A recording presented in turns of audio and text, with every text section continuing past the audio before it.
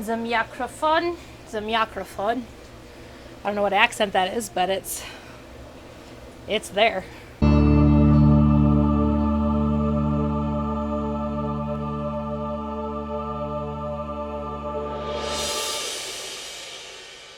Hey guys, welcome back to my channel. I am Britt, and if you haven't subscribed yet, you probably should, because I talk about geeky things.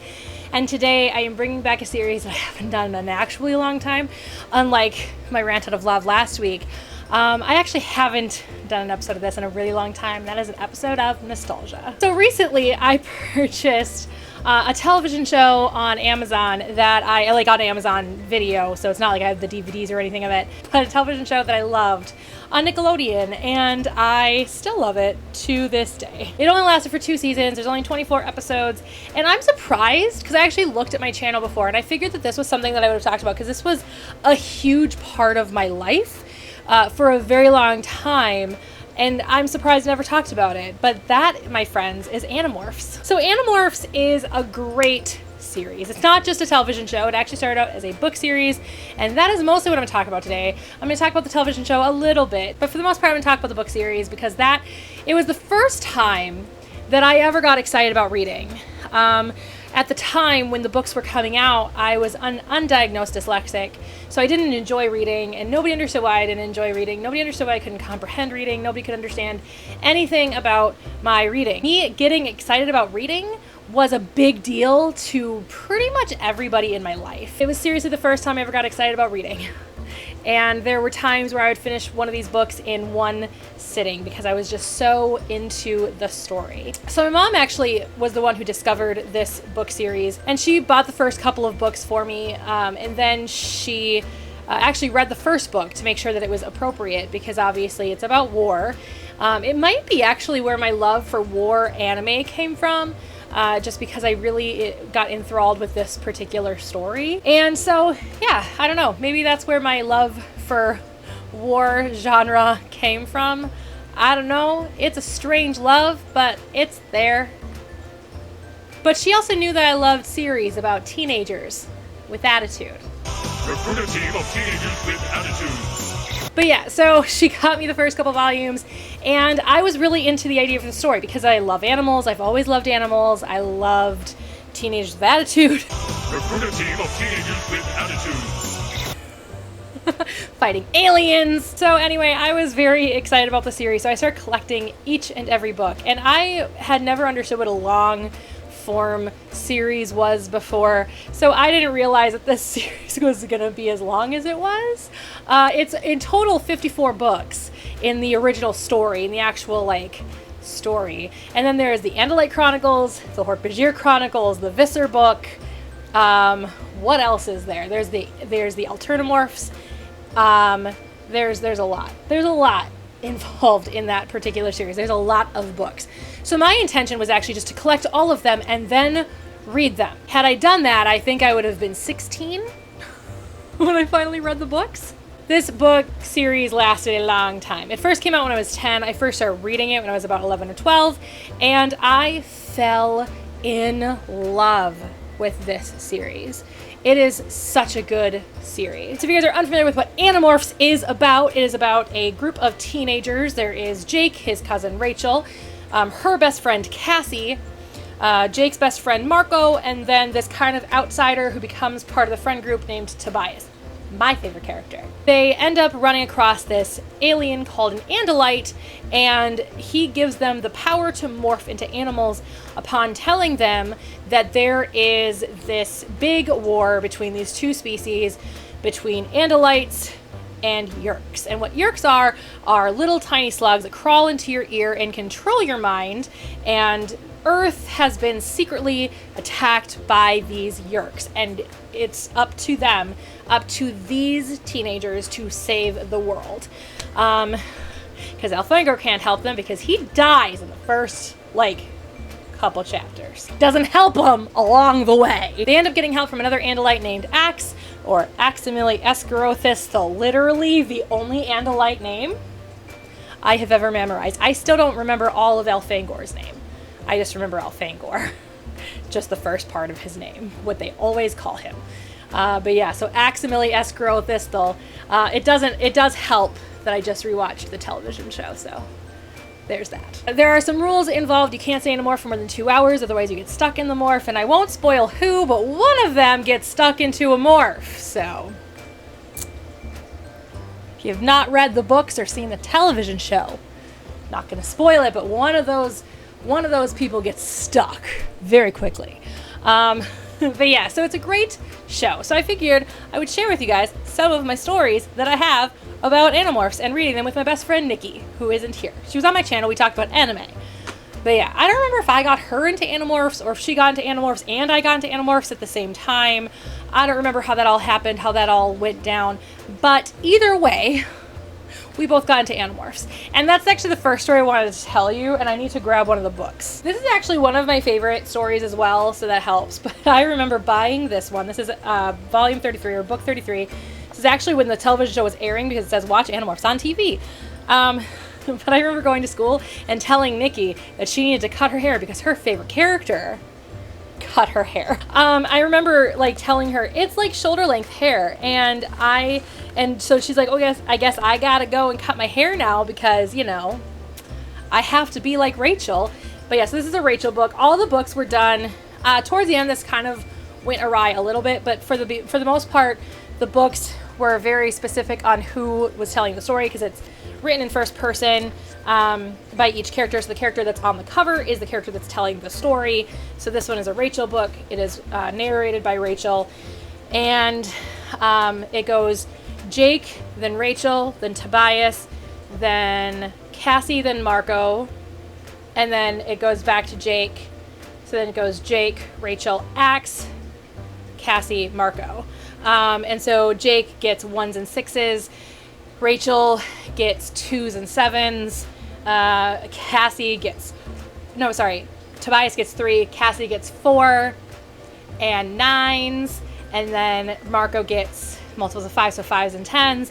And then Axe gets 8. So that's how these are usually done. I know that there have been changes throughout the course of the series. Like towards the end of the series, it goes a little bit awry. But for the most part, you can always tell who's going to write the next book because of the number book it is. But yeah, so I remember this one coming out specifically and telling Nikki she had to cut her hair because Rachel cut her hair. So like I said, Tobias is one of my absolute favorite characters, or is my favorite character in this particular series. So his first book, book number 3, The Encounter, is one of my favorite books in the series. You can tell how much I love this particular book because of just how beat up it is. I loved this copy very much. And the fun thing, if you guys don't know about the Animorph books, if you look at the bottom corner, you can see an animation. Oops, well, it's a little hard to do it for somebody else. Of them morphing. So cool. So yeah, this is the first book that Tobias ever did for the series, and I love Tobias, and like it's even like ripped. Like it's just very, very ripped. Like it's very well loved. Volume number 3, very, very well loved. A lot of my favorite books came from the first part of the series, but The Predator is another really good one. This one's a really dark one. This one is where they learn the identity of Visser 1. So when it comes to the Yeerks, the highest people in their military are called Vissers. Visser 3 is the one that's in charge of the human invasion or the Earth invasion. And so Visser 3 is a main character throughout the course of this particular series, but Visser 1 does make appearances from time to time, more towards the end, but this is when we first learn who Visser 1 is and why it's important to Marco. So this is one of Marco's books. This is book number 5, and he gets to turn into a gorilla. If I had to pick one favorite book in this entire series and episode of the television show, it would be The Capture. So The Capture is a Jake story. It is number 6 in the series. This is so good. This is actually the story about one of them becoming a controller, getting a Yeerk inside their heads, and having to get them to, you know, I don't know, does it say on the back? What does it say? It's so the back of this one says, it was really bad when Jake found out his older brother was one of them. It was even worse when Tobias... That's one of the spoilers. So Sorry, when Tobias stayed in his morph for too long, I wasn't going to spoil it, but, you know, it happened. But nothing compares to the horror of the Animorphs are about to face. Nothing. Jake, Rachel, Tobias, Cassie, and Marco, this is before Axe, have a feeling they know. Wait, no? No. Axe comes in book 4. Where's Axe? Oh. Anyway, Jake, Rachel, Tobias, Cassie, and Marco have a feeling they know where the Yeerks' new base is located, and they've even figured out how to get in.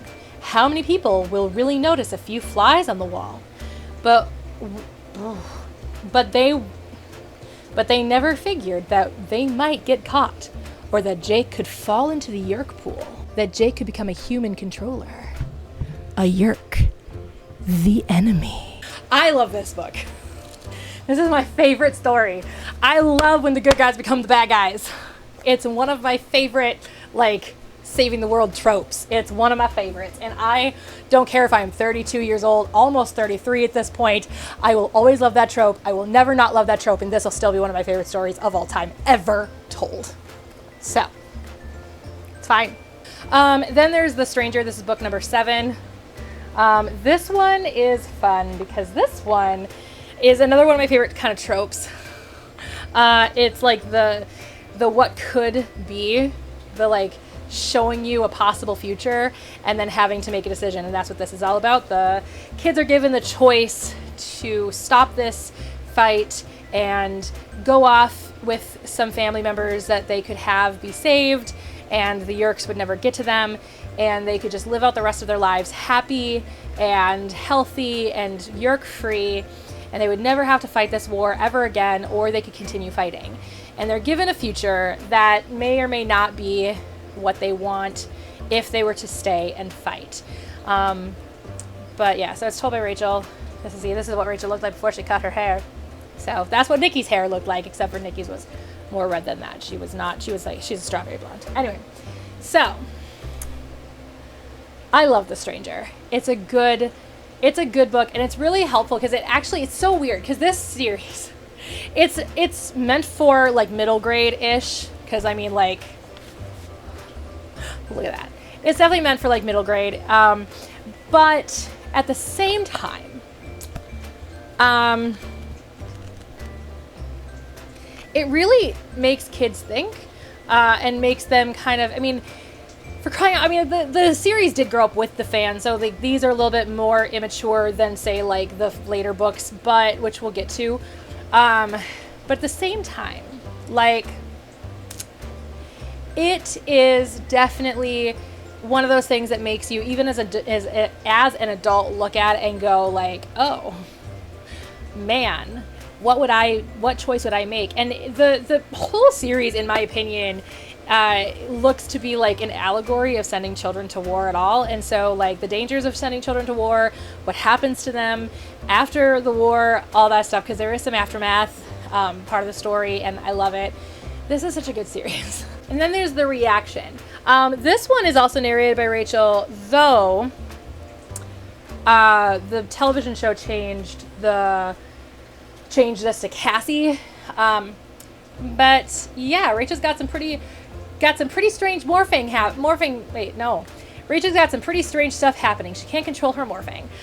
So she acquires this alligator or crocodile. I think that's an alligator. Anyway, in the television show it was a crocodile, but this looks like an alligator, but you never know. Not everybody knows the difference between alligators and crocodiles, but it's fine. So she acquires this morph, and she turns out that she's allergic to the morph, and she continues to morph without her knowledge, and she has to get rid of it.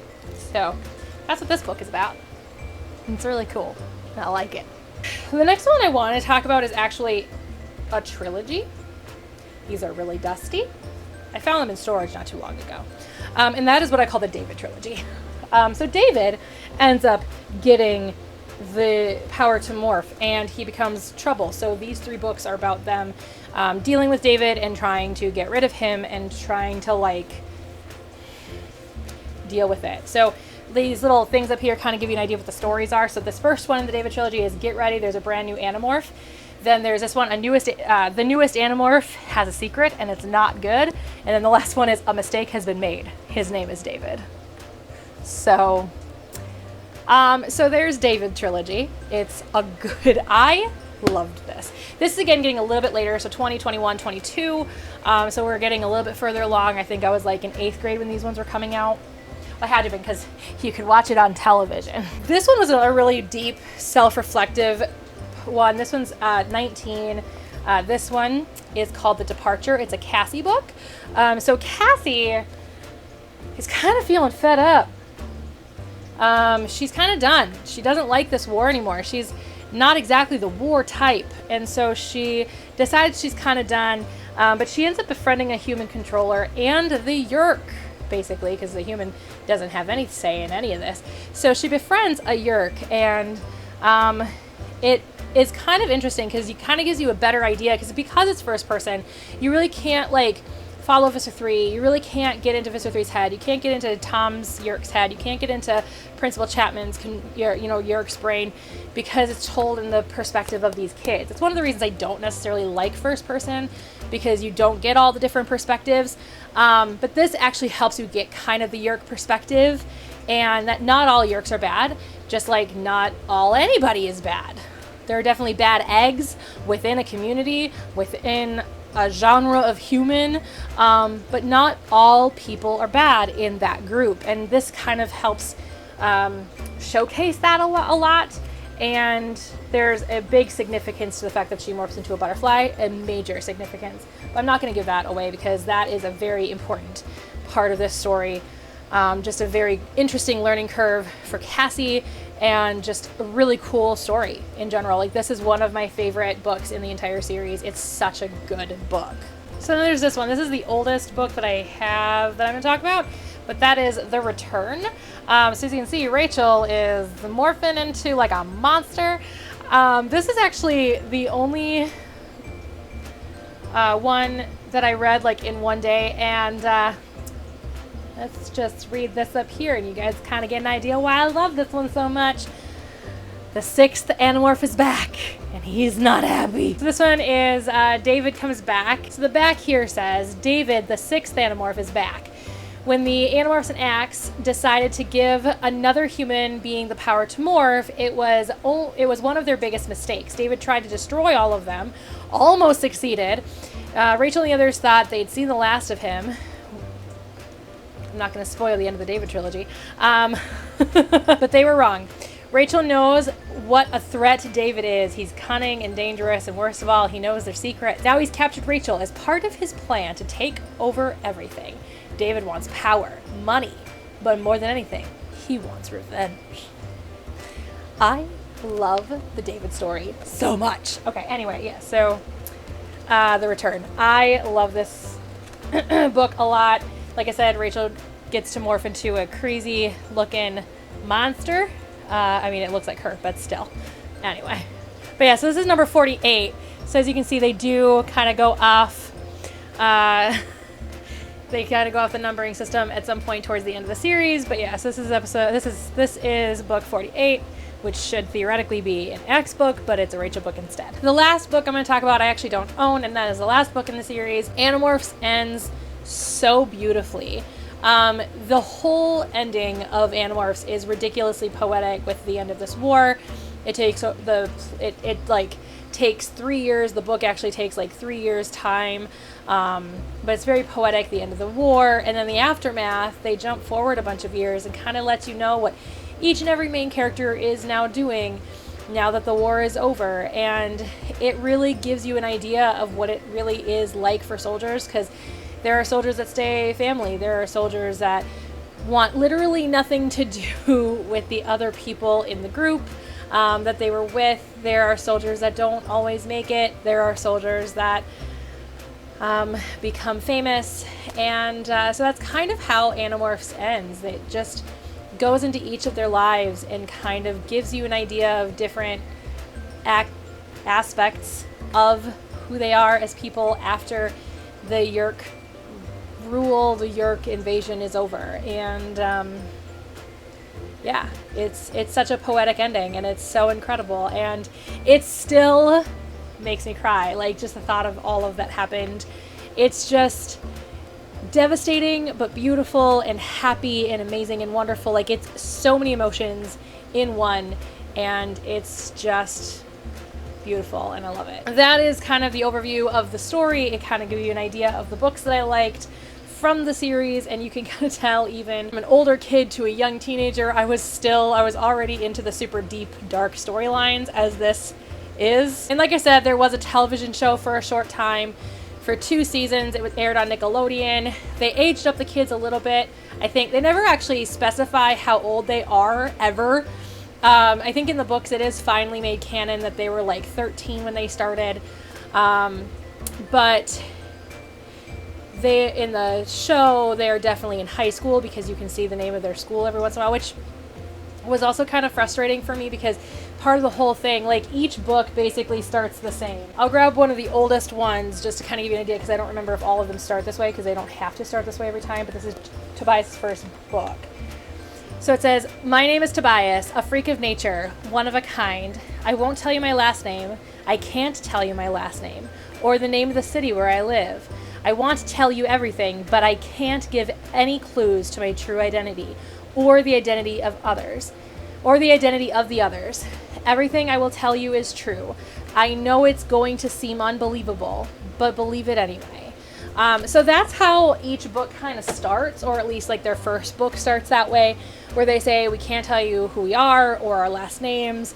We can't tell you our last names. We can't tell you where we are. We can't tell you what school we go to. And the fact that they made the school's name very prominent in the show made me kind of like, but that's not how the story is told. Like, there are a lot of things about the show that bothered me to an extent. So if you guys would like to see a rant out of love over the Animorphs TV series, let me know, and I'll rewatch it with rants out of love in mind and share that with you. But they aged up the kids, which doesn't usually bother me. Aging up characters isn't usually a thing that's like irritating to me, because it does make sense, because a lot of times you want people who are actually over the age of 18 to play teenagers, so that you don't have to deal with child labor laws and things like that. So like, I understand why they would have done that. Shawn Ashmore was in it. People know who that is from the first X-Men trilogy. Who else was in there that people know? The guy who played Axe was on Royal Medicine or something like that. Was on USA a million years ago. I mean, Christopher Ralph, he plays Tobias, and Tobias is my favorite character no matter what. And I will say, I had the biggest crush on Christopher Ralph when that show was going on, even though I didn't get to see him that often, because, you know, he was in the body of a hawk for the most of it, but, you know, it's fine. But yeah, this was such a great series. There were some issues with it that I had, being such a fan of the show and being a fan of the books. It was something that, you know, obviously there were differences that bothered me, differences that didn't bother me, and differences usually don't, but there were things about it that did frustrate me as a fan of the books.